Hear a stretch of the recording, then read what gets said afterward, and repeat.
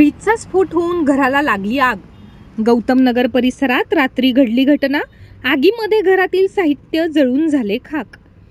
बुलढाणा शहरातील धामणधरी गौतम नगर परिसरातील एका घरामध्ये 18 एप्रिलच्या रात्री 2:30 वाजण्याच्या दरम्यान फ्रीजचा स्फोट होऊन निर्मला राजेश बिबने यांच्या घराला भीषण आग लागली।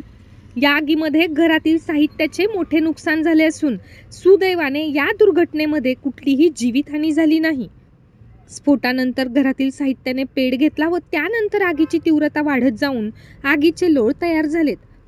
तथापि या दुर्घटनेमध्ये घरातील साहित्याचे मोठे नुकसान झालेले असले तरी प्रसंगावधानामुळे जीवितहानी मात्र झालेली नाही।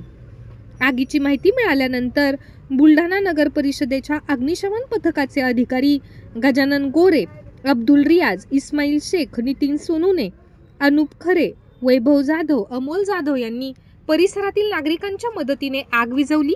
तथा फ्रीजचा स्फोट नेमका कशामुळे झाला याचे कारण अद्याप समोर आलेले नाही।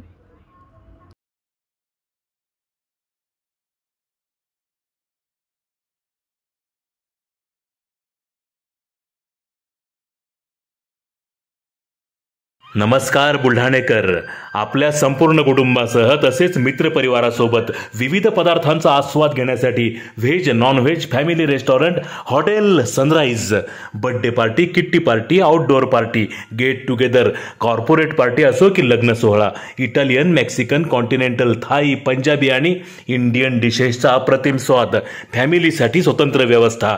हॉटेल सनराइज, जयस्तंभ चौक, जिल्हा परिषद गेट जवळ, चिखली रोड, बुलढाणा।